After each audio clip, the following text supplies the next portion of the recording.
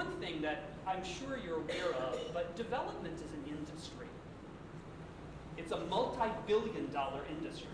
People have jobs in this industry.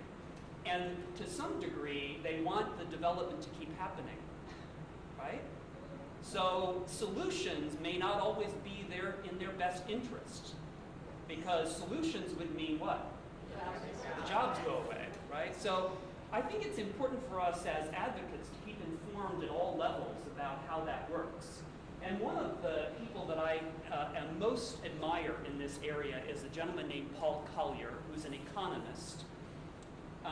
Used to be at the International Monetary Fund and perhaps at the World Bank.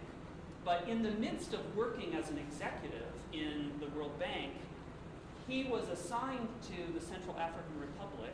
And when he went there to see what was happening, the poorest country on earth by almost every measure, when he went there to find out what was happening, there was not a single development office located there. Which to him seemed a little odd. How are you going to make significant change in a country that has no sort of direct on-the-ground kind of effort? That got him thinking about this industry of development. So this particular book, which was published how many of you have seen this before, The Bottom Billion? I really encourage you to read this book. It's a bit wonky, for a lack of a better word. It gets into a lot of data and details, but there's a big message here. And the big message is quite simple. There are three things a country has to do to turn itself around economically. Just three. That's pretty good, right? If you can boil it down to three things. And these are not theoretical. These are empirical, meaning he has examples of how this works in countries.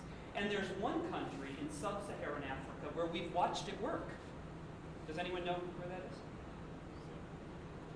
Botswana, right? It's Botswana, so just north of South Africa. Botswana is now categorized as a middle-income country. One of the few that has made the turn, right, that has gone from a lower-income developing country to a middle-income country. And these are the three things that the data says have to happen. Number one is you have to have something to sell. Right? You have something to sell. The second thing is you have to have a way to sell it. Now the interesting thing about Botswana is it has no port, right? It's landlocked, which is one of the traps that many countries get into, is that if they're landlocked and they have bad neighbors, and Botswana has bad neighbors, right? Zimbabwe on one side, bad neighbor.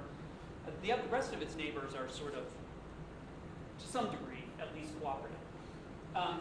Something to sell, a way to sell it, and the third thing is you have to get children through secondary school. You have to get children educated through high school. Well, that pretty much tells us what our marching orders are, right? Now, there are lots of other things around that are certainly important for humanitarian reasons, good health, good food, all of those things but those three things are the triggers. Something to sell, a way to sell it, and educated children. Yes, please, Mary. Does this assume no corruption? No, in fact, there can be lots of corruption, like in our country. Oh, believe me, we're the first, Every country has lots of corruption. Some places just don't hide it very well. And when you have big corruption and lots of poverty, it's very noticeable, right? Because of income disparity. I guess what I was thinking about, if you have something to sell and you sell it, if there's those people taking all the profits, and it's interesting. It's not just the profits that's important, though. It's the job. Oh. It's income, right? That's one of the most important things. If you have not read Paul Collier's book, I would encourage you to read it. He goes into some detail about what prevents countries from getting there, the traps, which include bad neighbors and corruption. There are a number of traps, but many of those traps we could go on for days talking about how they happen, right? Post-colonial problems. There are lots of issues that lead to this, including our own government, which I'm not a conspiracy theorist, but there are reasons why we do things we do. Sometimes they're diplomatic, sometimes they're political. Sometimes they're just traditional. But I would encourage you to read this book. It's very, very, I think, enlightening. And he avoids the conversations about whether or not we should be doing development or not. He believes that it's important that we focus on developing and trying to lift people out of poverty. That's a given.